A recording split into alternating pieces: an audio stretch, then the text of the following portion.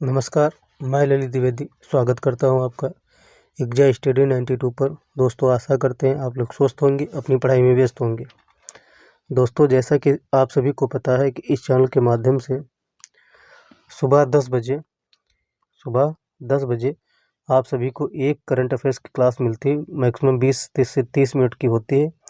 बड़ा टॉपिक हुआ तो लंबी जाती है वीडियो, और आप लोगों को एक वर्ष की करंट अफेयर्स इस चैनल के माध्यम से कंप्लीट करवाई जा रही है। योजना और परियोजना आज का टॉपिक होने वाला है। दोस्तों, नवी क्लास एक वर्ष के संपूर्ण करंट अफेयर्स से संबंधित है। वैसे यह 21वीं क्लास होगी, लेकिन जो विविध के टॉपिक कंप्लीट हम लोग कर रहे हैं तो उसकी क्लास 9 है। यह मेरे द्वारा ली जा रही है। घटनासार बुक आती है करंट अफेयर्स की वार्षिकी एग्जाम्स के पहले, तो दोस्तों उसी को हम लोग कवर कर रहे हैं। और यह टॉपिक जो आप लोगों का देख रहे हैं, योजना और परियोजना, यह यूपी में तो भरपूर मात्रा में पूछा जाता है। आरआरबी एनटीपीसी में डायरेक्ट पूछा जाता है। किसी भी एग्ज़ाम की तैयारी आप लोग कर रहे हैं तो यह प्रश्न जरूर आप लोगों से, इस टॉपिक से प्रश्न आप लोगों से ज़रूर बनते हैं। आप तो बनते हैं, तो हम लोग आज कंप्लीट करेंगे। संभवतः पूरी क्लास में कंप्लीट कर लेंगे, अगर लंबी भी जाएगी कोई दिक्कत नहीं, लेकिन आज टॉपिक यह फिनिश हो जाएगा। दोस्तों, आप लोग यूपीपीएससी, बीपीएससी, पीसीएस, आरओ का एग्ज़ाम दे रहे हैं तो समझ लीजिए रामबाण यह टॉपिक है। आप लोगों को 3 से 4 प्रश्न देके जाएगा। ठीक है, चलिए बढ़ते हैं अपनी क्लास की तरफ, देर न करते हुए। दोस्तों, बढ़ने से पहले आप लोगों से निवेदन है कि चैनल को अगर सब्सक्राइब न किया हो तो चैनल को सब्सक्राइब कर लीजिए, बेल आइकन को ऑन कर लीजिए, जिससे कि मुझे भी थोड़ा मोटिवेशन मिलता रहे और आप लोगों के बीच में ऐसे ही क्लासेस प्रोवाइड करवाता रहूँ। तो दोस्तों, चलते हैं, बढ़ते हैं अपनी क्लास की तरफ, स्टार्ट करते हैं डिस्कशन।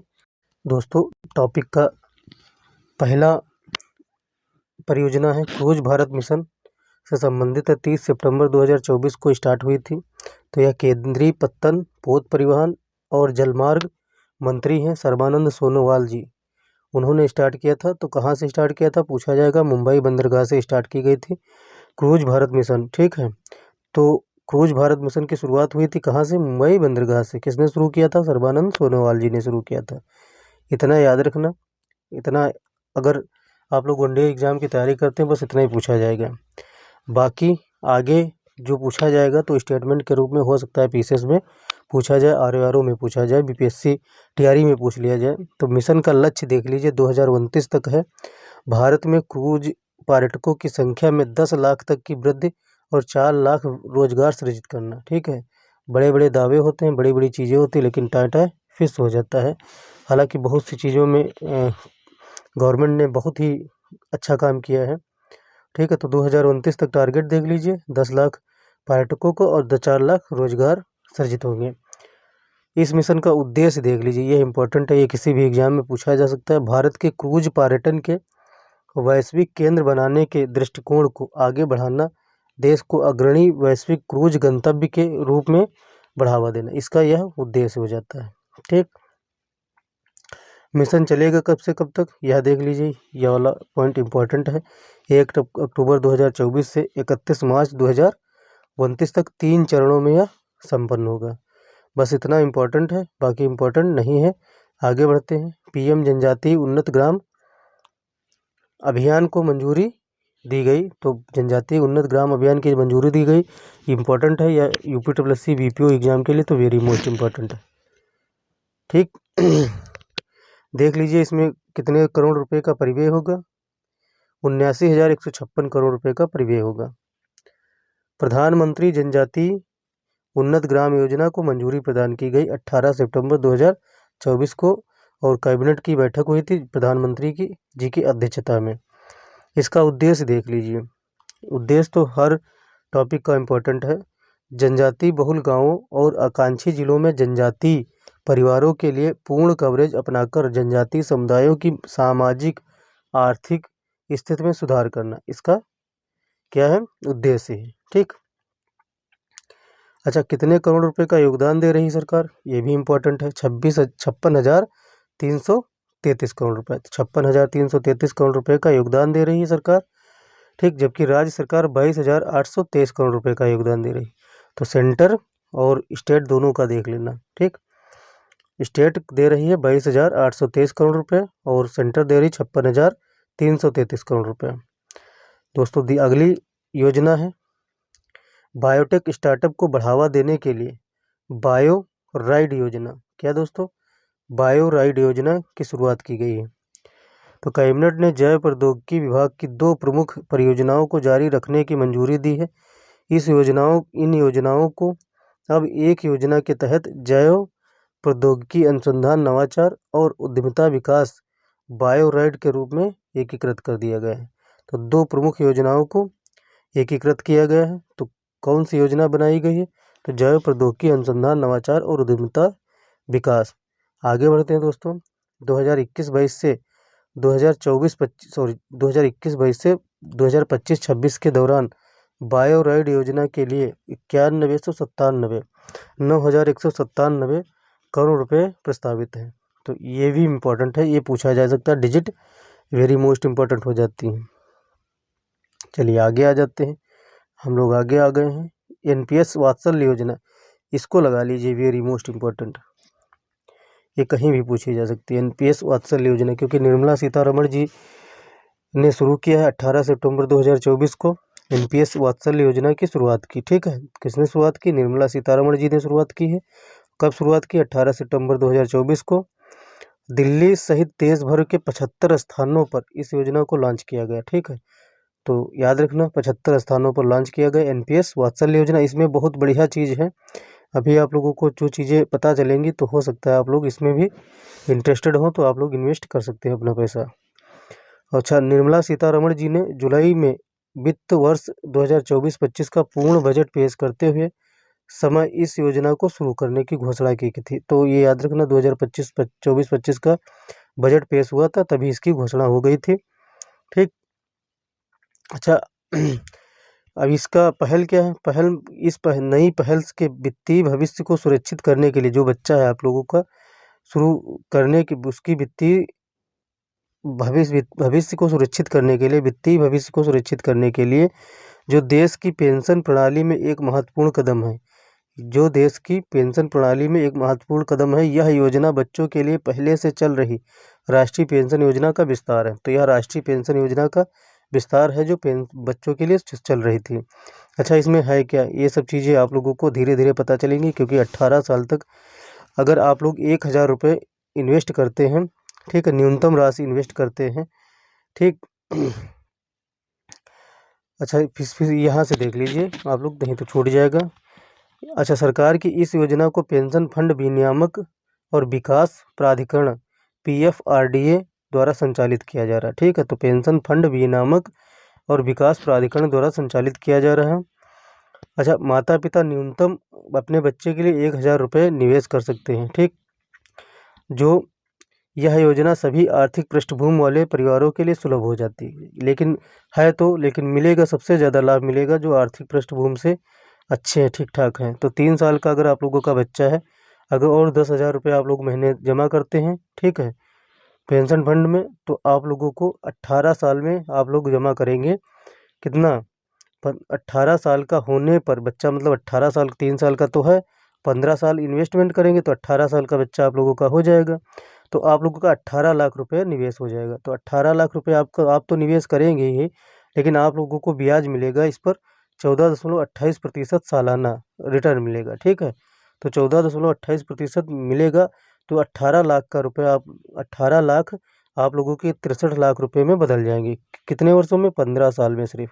तो बहुत ही अच्छी योजना, मैंने शुरुआत में ही बताया था कि जो लोग इंटरेस्टेड होंगे वो लोग ज़रूर इसमें अप्लाई कर सकते हैं और इसको जमा कर सकते हैं। तो ये पॉइंट याद रखना, 14.28% का सालाना रिटर्न, सालाना ब्याज मिलेगा।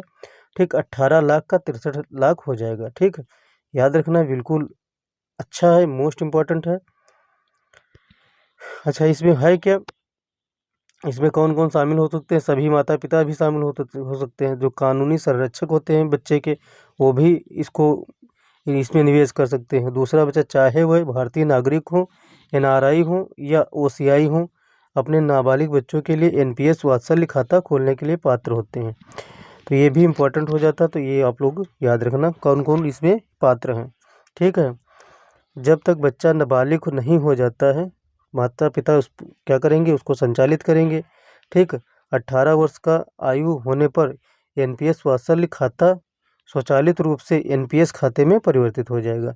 तो उसको कुछ करना नहीं पड़ेगा और आसानी से सब चीज़ें होती रहेंगी। आगे बढ़ते हैं, वो इम्पोर्टेंट था इसलिए ज़्यादा डिस्कशन किया गया। तो योजना एक है विज्ञान धारा योजना, ठीक, जो कि प्रधानमंत्री की अध्यक्षता में केंद्रीय मंत्रिमंडल की अध्यक्षता हुई थी। तो प्रधानमंत्री ने उसकी अध्यक्षता की थी। तो 24 अगस्त 2024 को 3 प्रमुख परियोजनाओं को जारी रखने की मंजूरी दे दी गई। ठीक, जो 3 प्रमुख योजनाएं उनको जारी रखने की मंजूरी दे दी गई है। अच्छा, जिनका विज्ञान एवं प्रौद्योगिकी विभाग डीएसटी की एकीकृत केंद्रीय क्षेत्र योजना विज्ञान धारा में विलय कर दिया जाएगा। तो दोस्तों शुरू तो रहेंगी, लेकिन विज्ञान धारा में वो विलय कर दी जाएंगी 3 ही परियोजनाएं। ये 3 परियोजना हैं कौन कौन सी, ये भी देख लीजिए। हालांकि पूछा नहीं जाएगा, लेकिन क्या है, पढ़ना तो जरूरी है, कॉन्सेप्ट क्लियर होता है। विज्ञान एवं प्रौद्योगिकी S&T संस्थागत, साइंस एंड टेक्नोलॉजी, S&T का मतलब होता है साइंस एंड टेक्नोलॉजी, विज्ञान एवं प्रौद्योगिकी, संस्थागत एवं मानव क्षमता निर्माण। ठीक, दूसरी है अनुसंधान एवं विकास, तीसरी है नवाचार, प्रौद्योगिकी विकास और परियोजना। ये 3 परियोजना है जो विज्ञान धारा में सम्मिलित हो जाएंगी। अब 15वें वित्त आयोग में क्या है दोस्तों, 15वें वित्त आयोग की अवधि में, जो कि आप लोग की अवधि है 2021-22 और 25-26 के दौरान एकीकृत विज्ञान धारा के कार्यान्वयन के लिए प्रस्तावित राशि कितनी है, 10,579.84 करोड़ रुपए प्रस्तावित है। तो यह इंपॉर्टेंट हो जाता है, कितने करोड़ रुपए प्रस्तावित है, 10,579 करोड़ रुपए। उद्देश्य देख लीजिए, उद्देश्य क्या है विज्ञान धारा का, विज्ञान प्रौद्योगिकी और नवाचार पारिस्थितिकी तंत्र को मजबूत करने की दिशा में विज्ञान और प्रौद्योगिकी क्षमता निर्माण के साथ साथ अनुसंधान, नवाचार, प्रौद्योगिकी विकास को बढ़ावा देना, ये हो जाती हैं चीज़ें। आगे बढ़ते हैं। इस योजना के कार्यान्वयन से शैक्षणिक संस्थानों में अच्छी तरह से सुसज्जित अनुसंधान विकास प्रयोगशालाओं को बढ़ावा देकर देश के विज्ञान और प्रौद्योगिकी बुनियादी ढांचे को मजबूत किया जाएगा। इसमें बुनियादी अनुसंधान, टिकाऊ ऊर्जा, जल संसाधन, अंतर्राष्ट्रीय सहयोग, विज्ञान और प्रौद्योगिकी में महिलाओं की भागीदारी बढ़ाना शामिल है। ठीक, इतना याद रखना, ये चीज़ें इम्पोर्टेंट हो जाती हैं। यह विकसित भारत 2047 का दृष्टिकोण का समर्थन करती है, 2047 के दृष्टिकोण का समर्थन करती हैं, याद रखना।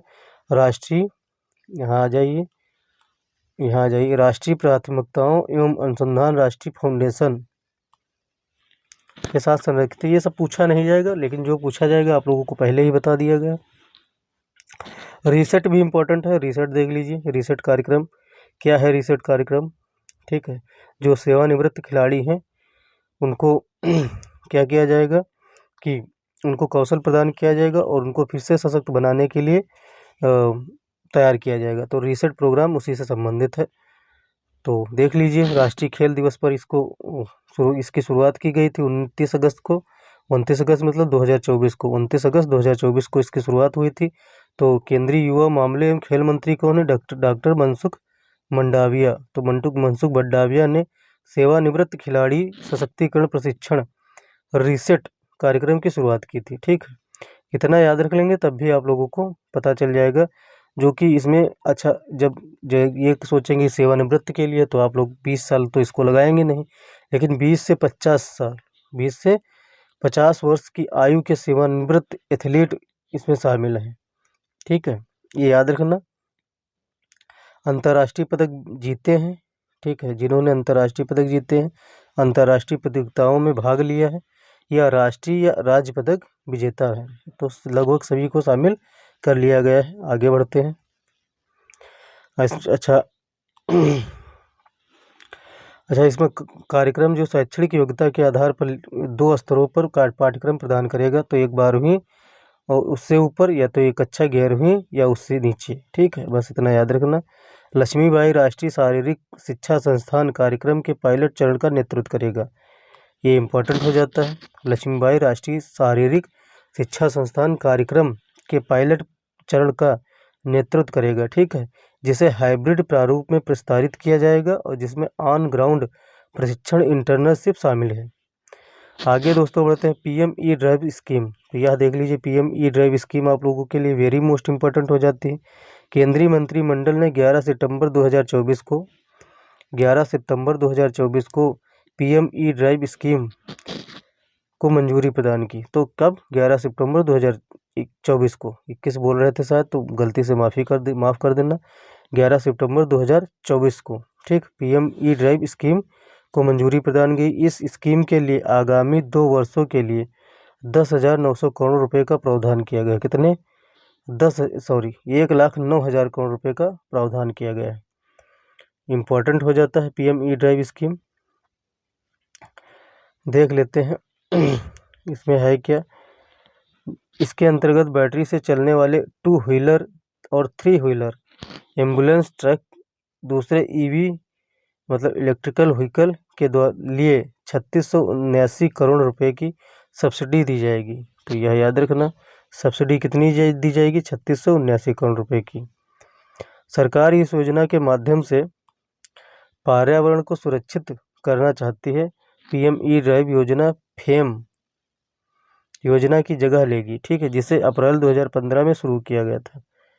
तो पीएम ई ड्राइव फेम की योजना फेम का स्थान लेगी, मतलब नाम बदलते रहो और काम करते रहो, ठीक है। राज्य परिवहन उपक्रमों और सार्वजनिक परिवहन एजेंसियों द्वारा 14,028 इलेक्ट्रिक बसों की खरीद हेतु 4,391 करोड़ रुपए का आवंटन किया गया। यह चीज़ें हैं, आप लोगों को समझ में आनी चाहिए। PM electric drive revolution in innovative vehicle enhancement, ठीक है, जिसे पीएम ड्राइव का फुल फॉर्म है यह।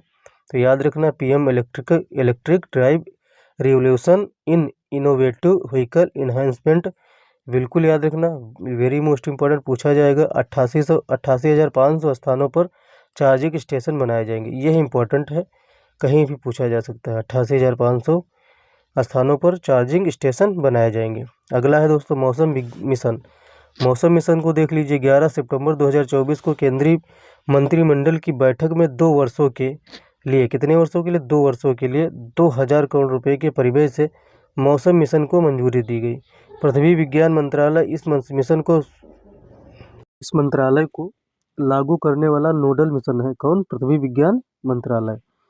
ये याद रखना, याद रखने का आपका काम है और वेरी मोस्ट इम्पोर्टेंट हो जाता है। इस मिशन का उद्देश्य देख लीजिए। उद्देश्य क्या है? वायुमंडलीय विज्ञान, मौसम निगरानी, मॉडलिंग, पूर्वानुमान, प्रबंधन में अनुसंधान और विकास तथा क्षमता को बढ़ावा देगा, ठीक है, इंपॉर्टेंट है। यह मिशन एक उन्नत अवलोकन प्रणाली, उच्च प्रदर्शन कंप्यूटिंग और एआई मशीन लर्निंग जैसी उन्नत तकनीकों को एकीकृत करेगा और उच्च परिशुद्धता के साथ मौसम की भविष्यवाणी करने का एक मानक स्थापित करेगा। दीनदयाल स्पर्श योजना देख लीजिए। सितंबर 2024 में छात्रों में डाक टिकट संग्रह का शौक पैदा करने के एक सेकंड आगे बढ़ते हैं, इधर है। डाक टिकट शौक पैदा करने के लिए भारतीय डाक विभाग द्वारा दीनदयाल स्पर्श योजना की शुरुआत की गई। तो 6,000 रुपये की स्कॉलरशिप प्रदान की जाएगी, ठीक, इतना याद रखना। 6ठी से 9वीं कक्षा के छात्रों को छात्रवृत्ति प्रदान करने के लिए डाक टिकट संग्रह को प्रोत्साहित करने और उसे शिक्षा प्रणाली में से जोड़ने के उद्देश्य से की गई इस योजना को प्रतिमाह 500 रुपये की छात्रवृत्ति तिमाही आधार पर दी जाएगी। बस इतना याद रखना, वेरी मोस्ट इम्पोर्टेंट है। इम्पोर्टेंट क्या ही है, आप लोग याद रख लें, बाकी पूछा जाएगा तो आप लोग आंसर कर सकते हैं, ठीक। आगे बढ़ें, चलिए यहाँ पर देख लीजिए। राष्ट्रीय स्तर पर विद्यार्थियों को 920 छात्रवृत्ति, प्रत्येक डाक सर्किल के 10-10 विद्यार्थियों को अधिकतम 40 छात्र वृत्तियों दिए जाएंगी, ठीक है। तो याद रखना, वेरी मोस्ट इम्पोर्टेंट है। मसाला निर्यात, इलायची उत्पादन को बढ़ावा देने के लिए स्पाइस्ड योजना शुरू की गई। तो स्पाइस्ड योजना शुरू की गई है किसको? मसाला निर्यात, इलायची उत्पादकता को बढ़ावा देने के लिए स्पाइस योजना, याद रखना। स्पाइस तो आप लोग जानते ही होंगे, चटपटा खाते होंगे अगर। वाणिज्य एवं उद्योग मंत्रालय के अधीन भारतीय मसाला बोर्ड ने मसाला निर्यात, इलायची उत्पादकता को बढ़ाने के लिए 4 सितंबर 2024 को स्पाइस्ड मसाला क्षेत्र में स्थिरता योजना शुरू की है। ठीक, तो 5वें वित्त आयोग चक्र का हिस्सा इस पहल का उद्देश्य विभिन्न लक्षित कार्यक्रमों के माध्यम से मसाला क्षेत्र में फसल के बाद की गुणवत्ता में सुधार करना, नवाचार और स्थिरता को बढ़ावा देना।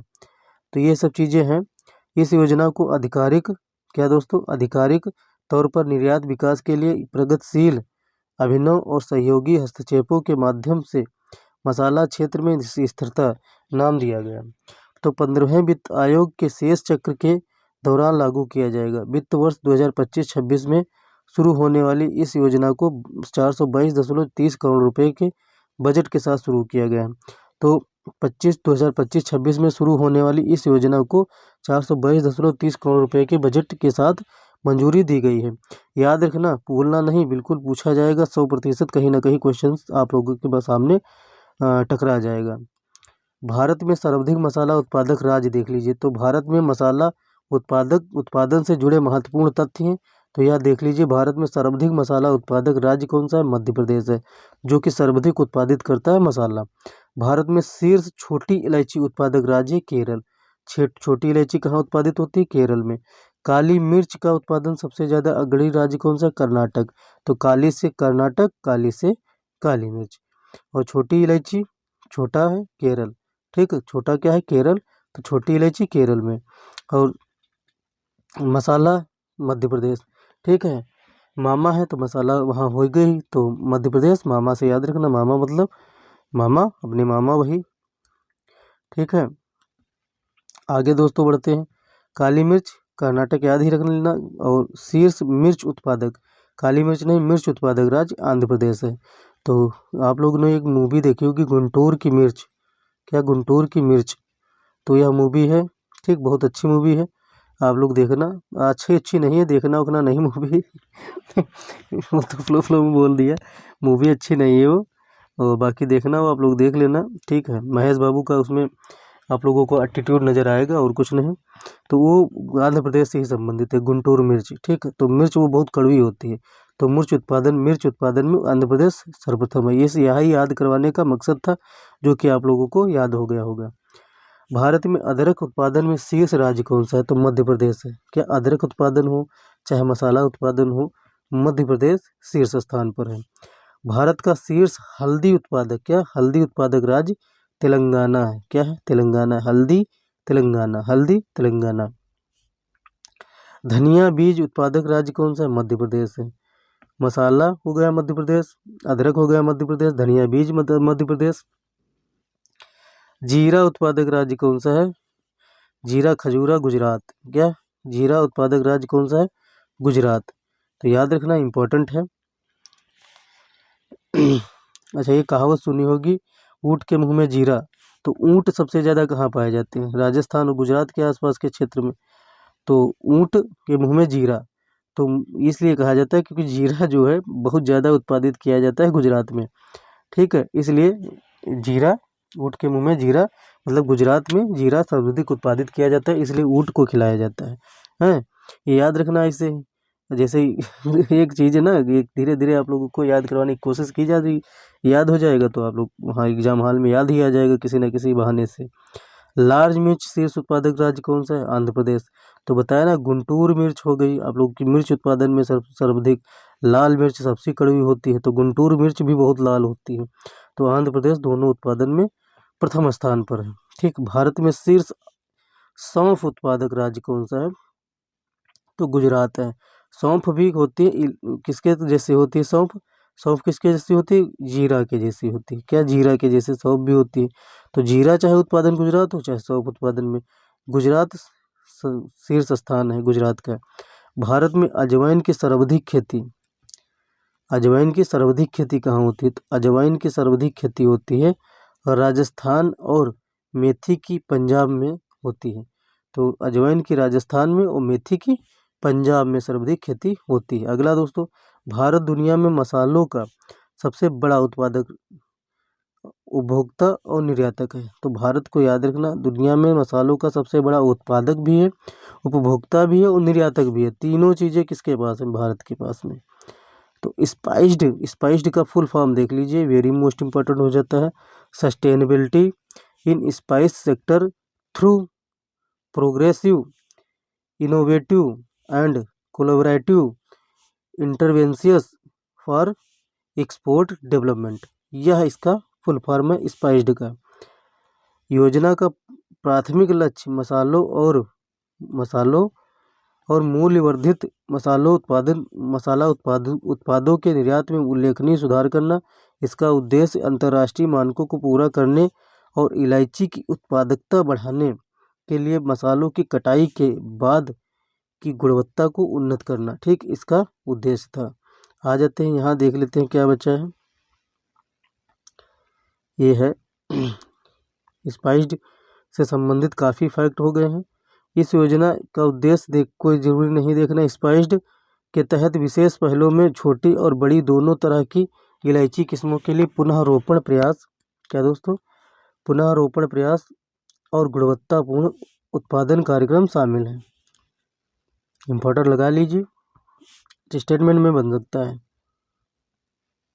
हेलो दोस्तों, अगला क्या है, प्रधानमंत्री आवास योजना शहरी 2.0। तो 2.0 के बारे में देख लीजिए। 9 अगस्त 2024 को अगले 5 वर्षों यानी 2024-25 से लगाकर 2028-29 तक 1 करोड़ शहरी गरीब और मध्यम वर्ग के परिवारों को किफ़ायती आवासों के लिए वित्तीय सहायता प्रदान करना। प्रधानमंत्री आवास योजना शहरी 2.0 को मंजूरी प्रदान की गई, ठीक है। तो 2.0 याद रखना। 2028-29 तक 1 करोड़ गरीब परिवारों को मकान देना सस्ती दर पर, यह इसकी योजना है, ठीक है, और कुछ नहीं है। अब सब्सिडी देख लीजिए, सरकार कितनी देगी, 2.30 लाख करोड़ रुपए की सरकारी सब्सिडी दी जाएगी।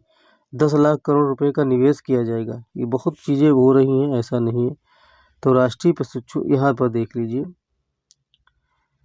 नए मकान बनाए जाएंगे 3 करोड़ मकान बनाने का लक्ष्य रखा गया है। 2 करोड़ ग्रामीण क्षेत्रों में और 1 करोड़ शहरी क्षेत्रों में होंगे। 361 लाख करोड़ रुपए निर्धारित किया गया है खर्च। 361 लाख करोड़ रुपए का निर्धारित किया गया है खर्च। तो दोस्तों क्या करते हैं हम लोग, अब आगे से यहाँ से कल से स्टार्ट करेंगे, क्योंकि ज़्यादा लंबी वीडियो बोरिंग हो जाती है और बोरिंग फिर चीज़ें इतनी जल्दी इंटरेस्ट के साथ में कोई देखना नहीं पसंद करता है। तो दोस्तों अगर आप लोग कमेंट बॉक्स में डालेंगे बड़ी वीडियो बनाने के लिए तो 2 घंटे की वीडियो भी बनाई जा सकती है, लेकिन फ़िलहाल तो आप लोग छोटी छोटी वीडियो एंजॉय कीजिए। अगली वीडियो में आप लोगों का योजना और परियोजना कंप्लीट हो जाएगा। तो दोस्तों आशा करते हैं आप लोगों को वीडियोज़ पसंद आती होंगी और आप लोग अपनी पढ़ाई में ऐड करके इसको लाभ उठाएँगे। तो दोस्तों निवेदन है कि चैनल को जरूर सब्सक्राइब करके जाना और बेल आइकन को ऑन कर लेना, जिससे मुझे भी थोड़ा बहुत मोटिवेशन मिलता रहे। तो मिलते हैं अगली वीडियो में, तब तक के लिए जय हिंद, जय भारत, नमस्कार।